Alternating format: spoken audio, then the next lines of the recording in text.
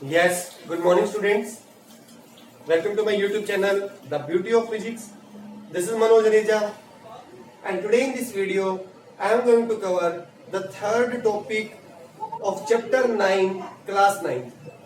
इस वीडियो में मैं 9th क्लास का 9th chapter force and laws of motion का थर्ड टॉपिक कवर करने जा रहा हूं, जो है Newton second law of motion. इससे पहले मैं फर्स्ट और सेकेंड टॉपिक कवर कर चुका हूं, बैलेंस्ड और अनबैलेंस्ड फोर्स, और सेकेंड टॉपिक था Newton first law of motion. अगर आपको Newton first law of motion या अनबैलेंस्ड बैलेंस्ड फोर्स में कोई भी कॉन्सेप्ट में डाउट है तो वीडियोस का लिंक मैंने इस वीडियो के डिस्क्रिप्शन में दे दिया है, आप वहां से देख सकते हो। एक minute.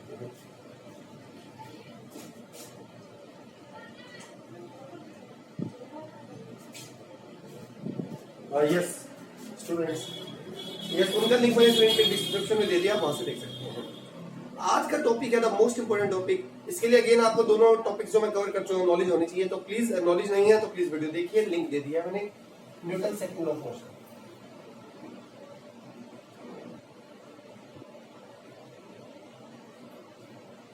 Second law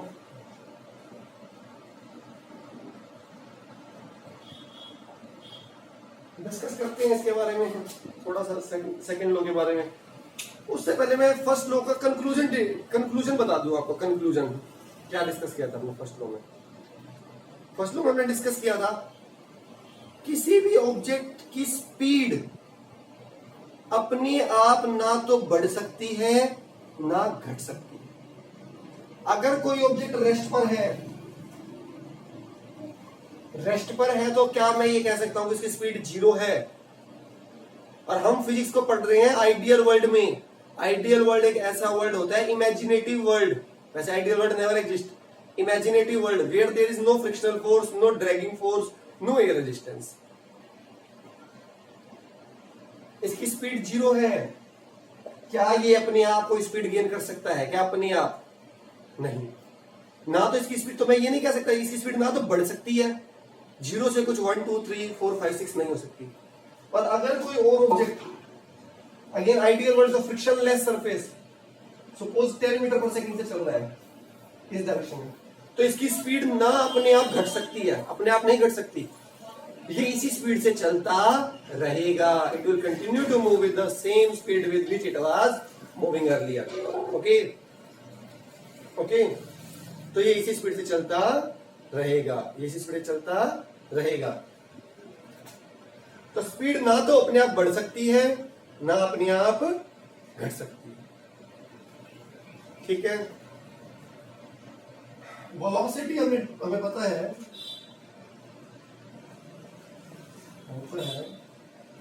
speed plus direction.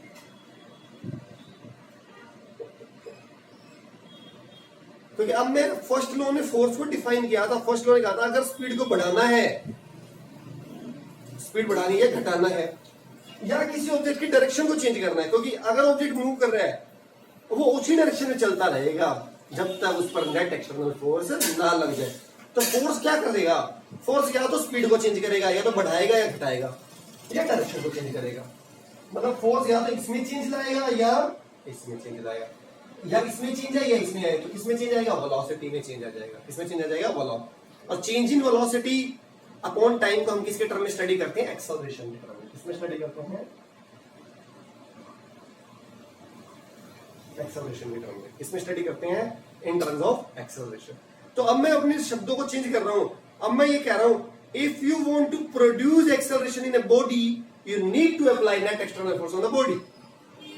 अगर आपको किसी बॉडी को एक्सेलरेट करना है, अब मैं दूसरे शब्दों में कहूं तो उसकी वेलोसिटी को चेंज करना है। वेलोसिटी चेंज मतलब या तो स्पीड बढ़ानी घटानी है या डायरेक्शन चेंज करनी है, तो आपको उस पर नेट एक्सटर्नल फोर्स लगाना ही लगाना पड़ेगा। ठीक है। ये हमारा था फर्स्ट लॉ, जब मैंने एक बार डिस्कशन कर लिया, पूरी वीडियो मैंने बनाई हुई है। सेकंड लॉ, अब अगर सपोज कोई ऑब्जेक्ट एक्सेलरेट हो रहा है, if any object is getting accelerated, it means obviously उस पर नेट एक्सटर्नल फोर्स लग रहा होगा। फर्स्ट लॉ ने तो ये बता दिया कि एक्सेलरेशन प्रोड्यूस करने के लिए नेट एक्सटर्नल फोर्स चाहिए। अब कितना लग रहा होगा? How much? अब मुझे क्वांटिटेटिव मेजरमेंट चाहिए, मुझे क्या चाहिए, क्वांटिटी, मुझे मेजर करना है कितना फोर्स लग रहा होगा।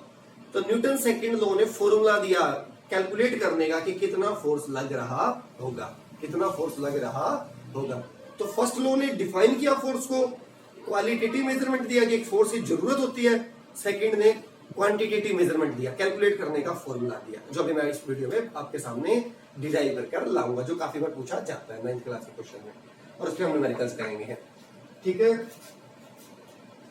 उसके करने से पहले मैं एक दूसरी क्वांटिटी इंट्रोड्यूस करने जा रहा हूं, एक और क्वांटिटी है मोमेंटम। क्या है, momentum.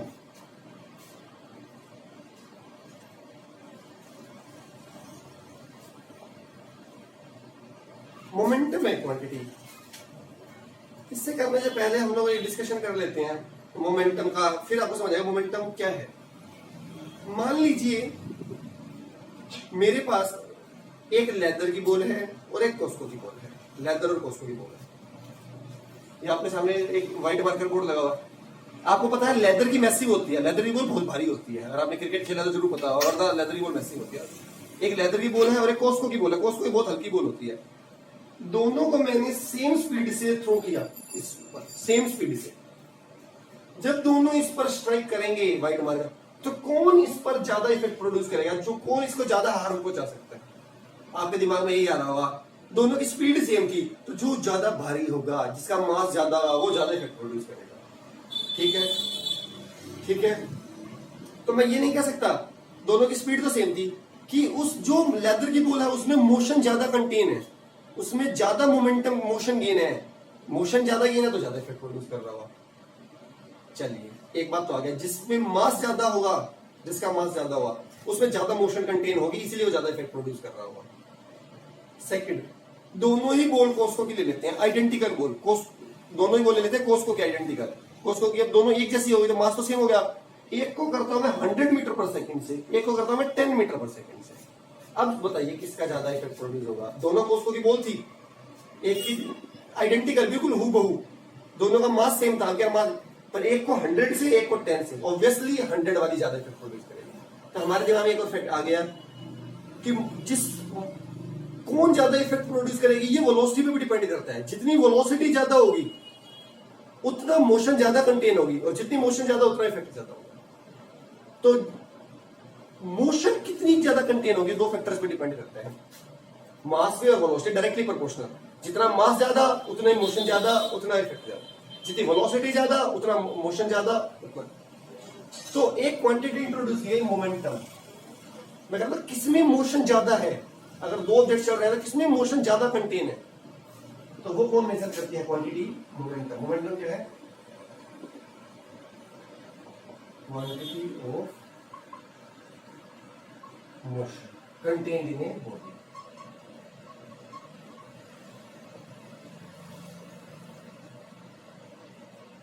Contained in a body, quantity of motion contained in a body. ठीक है, ठीक है।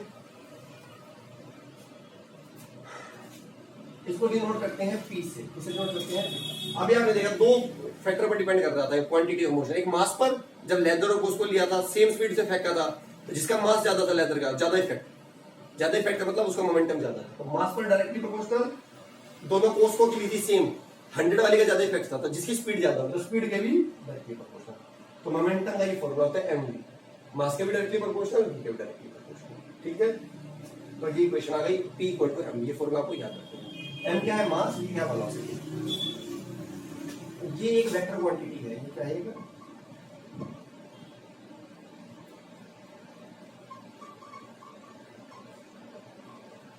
वेक्टर क्वांटिटी है। वेक्टर क्या होती है, डायरेक्शन। क्या होती है, डायरेक्शन। डायरेक्शन कौन सी होगी, जो वेलोसिटी की होगी, जो वेलोसिटी होगी वही डायरेक्शन इसकी होगी। डायरेक्शन कौन सी होगी, जो वेलोसिटी होगी वही इसकी डायरेक्शन होगी। ठीक है, चलिए अब मैं आगे अपनी बात करता हूं, जो मुझे चाहिए main second law, Newton second law में है। फिर मैं डेफिनेशन पर आऊंगा सेकेंड लॉ, फिर मैं डेफिनेशन पर आऊंगा, और उसके बाद मैं फॉर्मूला दूंगा जो सेकेंड लॉ का मेन काम था। सेकेंड लॉ ने फॉर्मूला दिया था फोर्स को कैलकुलेट करने का, कि अगर कोई ऑब्जेक्ट एक्सेलरेट हो रहा है तो उस पर कितना फोर्स लग रहा होगा उसका फॉर्मूला, और लास्ट में सबसे वीडियो में लास्ट में फॉर्मूला ऑब्टेन करूंगा, डिराइव करूंगा। अब मैं आपसे एक बात ये पूछना चाहता हूँ दूसरे शब्दों में, जब मैंने ये कहा था कि कोई ऑब्जेक्ट मूव कर रहा है फ्रिक्शनलेस सरफेस पर 10 मीटर पर, तो मैंने कहा था इसकी स्पीड ना तो अपने आप घट सकती है ना अपने आप बढ़ सकती है, इसमें एक्सटर्नल फोर्स नहीं लग रहा। सपोज इसका मास 2 है, 2 किलोग्राम, तो इसका मोमेंटम कितना होगा 2 × 10। यूनिट क्या होती है इसकी मास की, किलोग्राम मीटर पर सेकंड, किलोग्राम मीटर पर सेकंड, किलोग्राम मीटर पर सेकंड। तो क्या मैं ये कह सकता हूं P होता है mv, मास तो कभी चेंज होता ही नहीं है, 9th लेवल पर पूरी चेंज नहीं होता। आपको पता है जब तक इस पर नेट एक्सटर्नल फोर्स ना लग जाए इसकी स्पीड इतनी ही रहेगी, v सेम रहेगा, v चेंज नहीं होने वाला।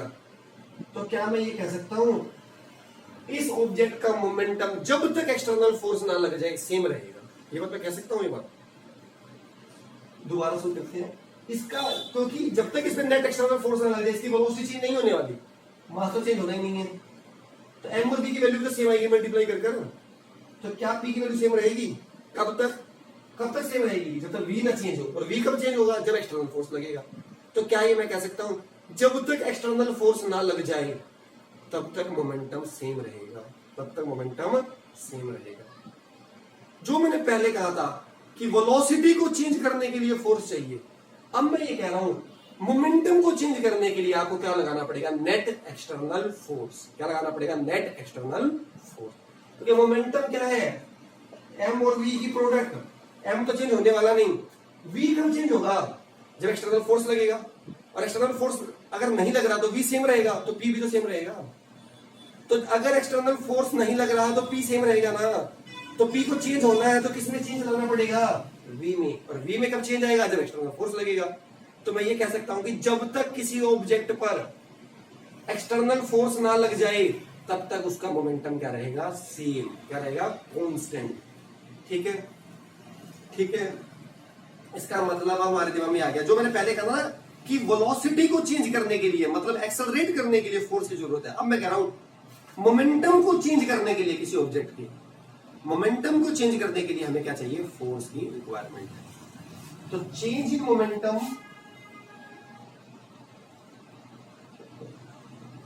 चेंज इन मोमेंटम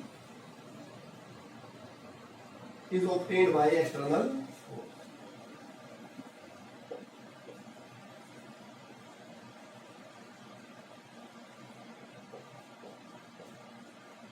ठीक है,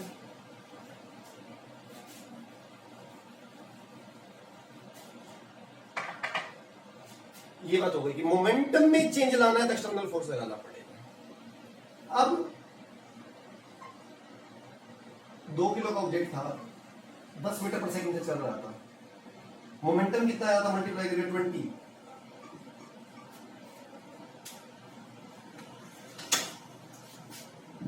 अब कितना मोमेंटम में चेंज आएगा? सपोज मैंने इस पे एक्सटर्नल फोर्स लगा दिया 10 न्यूटन, मोमेंटम में चेंज आएगा ना? कि एक्सटर्नल फोर्स लगाते ही वेलोसिटी चेंज होगी, एक्सटर्नल फोर्स लगाते ही वेलोसिटी चेंज होगी। ठीक है, और वेलोसिटी चेंज होते ही इस फॉर्मूले में ये वैल्यू चेंज होते ही, मास की वैल्यू 2 है, ये वैल्यू जैसे ही चेंज होगी मोमेंटम चेंज नहीं होगी, होगा ना? अब एक बार मैं लगाता हूं सपोज इस पर 1000 न्यूटन, ये तो हमने पढ़ लिया क्वालिटेटिव डिस्कशन कि मोमेंटम में चेंज लाने के लिए एक्सटर्नल फोर्स की जरूरत है। अब कितना, अगर मैं एक्सटर्नल फोर्स ज्यादा लगा दूं तो मोमेंटम जल्दी चेंज होगा, मोमेंटम जल्दी चेंज होगा। ठीक है, इसका मतलब जो चेंज इन मोमेंटम है ना,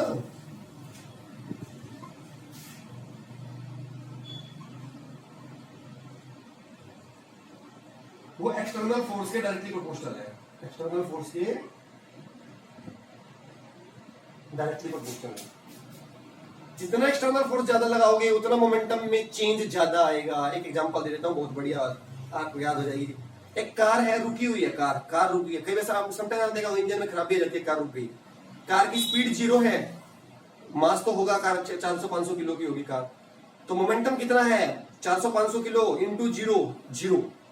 अपने आप नहीं चल सकती, हम धक्का लगाना शुरू करते हैं। दो आदमी, suppose 2 persons are just pushing the car from behind, speed gain करेगी क्योंकि आपने क्या लगा दिया इस पर, एक्सटर्नल फोर्स। एक मिनट रुकिए,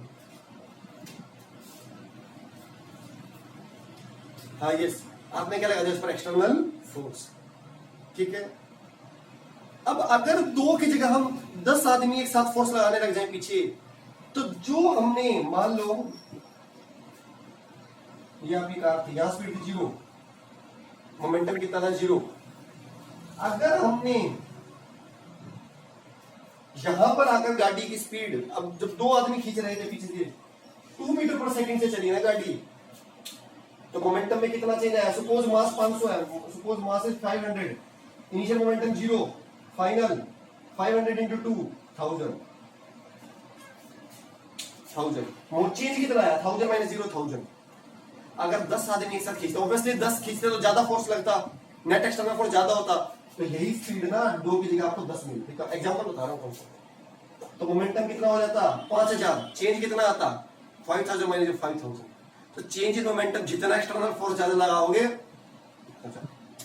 ठीक है। तो चेंज इन मोमेंटम किस पर डिपेंड करता है, नेट एक्सटर्नल फोर्स पर, नेट एक्सटर्नल फोर्स पर। जितना एक्सटर्नल फोर्स ज्यादा लगाओगे उतना ज्यादा, ठीक है। और चेंज इन मोमेंटम टाइम पर भी डिपेंड करता है, ठीक, टाइम पर भी। अब मान लो हम 2 ही आदमी खींच रहे हैं उसको, 2 ही आदमी खींच रहे हैं, यहां पर अगर उसकी स्पीड 2 हो गई, 2 मीटर पर सेकेंड, अगर मैं इसी फोर्स को यहां तक लगाता, ज्यादा देर के लिए लगाता, ज्यादा टाइम के लिए लगाता, टाइम बढ़ा देता यहां पर, ऑब्वियसली उसकी स्पीड 2 नहीं, यहां पर ज्यादा मिलती, 4, सपोज 4, तो मोमेंटम में चेंज आता 5000 into 4, 500 into 4, 2000, चेंज आता 2000 माइनस 2000। तो चेंज इन मोमेंटम टाइम पर भी डिपेंड करता है, जितने ज्यादा टाइम के लिए फोर्स लगाओगे उतना मोमेंटम में चेंज ज्यादा आएगा। तो चेंज इन मोमेंटम 2 फैक्टर्स पर डिपेंड करेगा, एक्सटर्नल फोर्स पर, जितना फोर्स ज्यादा होता है मोमेंटम में चेंज ज्यादा, और डायरेक्टली प्रोपोर्शनल होता है टाइम पर, किस पर होता है, टाइम पर, ठीक है। अब मैं इसको यहां से डिवाइड में ले आऊं अगर चेंज इन मोमेंटम, तो अगर मैं मोमेंटम को टाइम से डिवाइड कर दूं,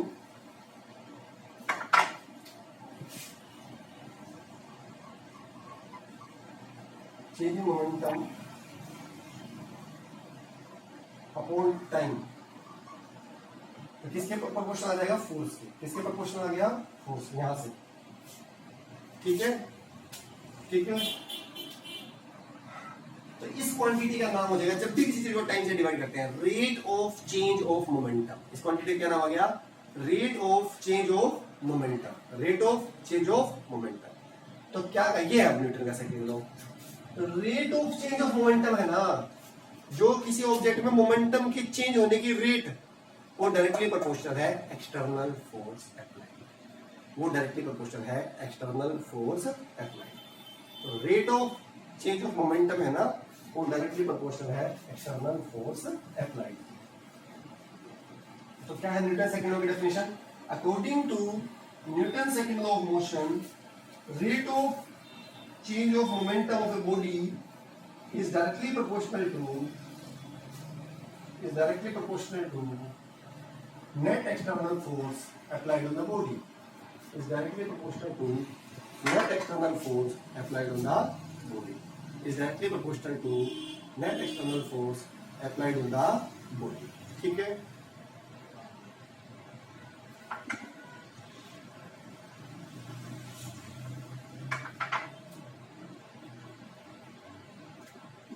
चलिए क्या बात आ रहा हूं, जो फोर्स है वो डायरेक्टली प्रोपोर्शनल है change in momentum upon time, change in momentum upon time.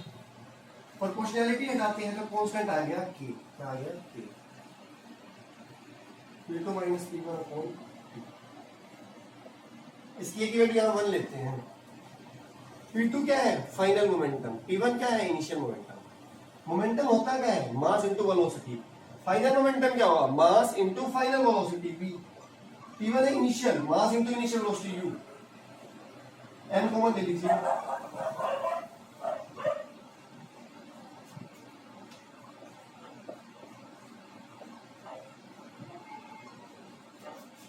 Minus u, v की वैल्यू पुट कर दो फर्स्ट इक्वेशन मोशन से, u plus at minus u से u कट, तो क्या आ गया, f is equal to m at upon t, इसे t cut, f is equal to m। ये है आपका Newton second law of motion को मेजर करने का formula, Newton second law of motion को मेजर करने का फॉर्मूला, ये फॉर्मूला आपका।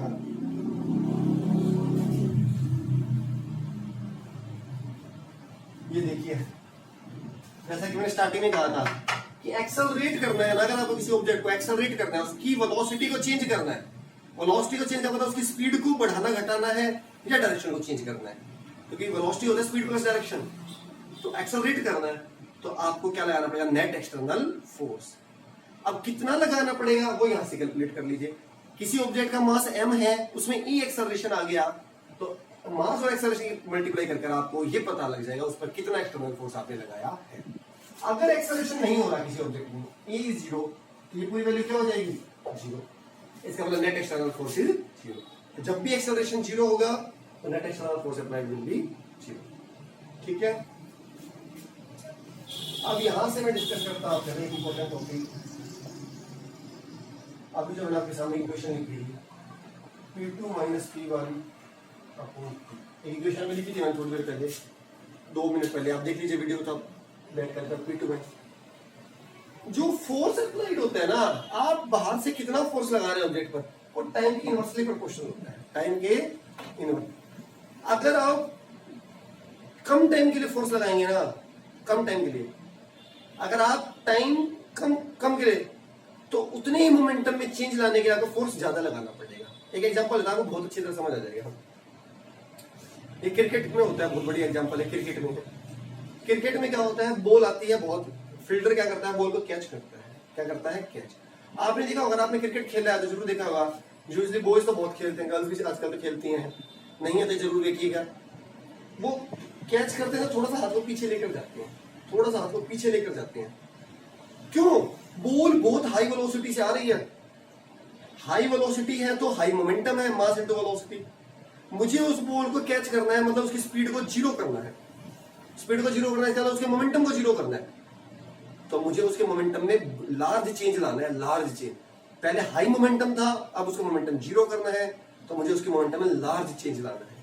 ऑब्वियसली मोमेंटम में चेंज कैसे आएगा, एक्सटर्नल फोर्स लगाऊंगा मैं, कैसे लगाऊंगा, अपने हाथों से। तो अगर मैं एकदम से कैच कर लूंगा ना उसे, एकदम से अपने हाथों से फोर्स बहुत कम टाइम के लगाऊंगा, टाइम इज वेरी स्मॉल, तो मेरे लार्ज फोर्स एक्सर्ट करना पड़ेगा। जब टाइम बहुत थोड़ा होगा, टाइम ऑफ कॉन्टैक्ट, तो लार्ज फोर्स लगाना पड़ेगा अपने हाथ से, और लार्ज फोर्स लगाऊंगा तो मेरे हाथ में चोट आ सकती है, इंजरी हो सकती है। इसलिए क्या किया जाता है, उसी मोमेंटम करना, तो बिल्कुल मोमेंटम जीरो है बोल, पर टाइम ऑफ कॉन्टैक्ट बढ़ाया, धीरे धीरे हाथ को पीछे लाया जाता है, ताकि मोमेंटम चेंज एकदम ना हो। चेंज तो आए मोमेंटम में, बट टाइम फैक्टर बढ़ जाए। जब टाइम लार्ज होगा तो force applied will be small, और मेरे हाथ से इंजर्ड होने से बच जाएंगे, और मैं फील्ड कैच भी कर लूंगा, और मेरा टास्क भी पूरा हो जाएगा। ठीक है, आई होप वीडियो पसंद आया होगा। पसंद आया हो तो लाइक करने में बिल्कुल हेजिटेट मत हो। चैनल फर्स्ट टाइम आ रहे हैं तो सब्सक्राइब कर लीजिए, और वीडियो पसंद आया तो दोस्तों के साथ जरूर शेयर कीजिए। Thank you so much.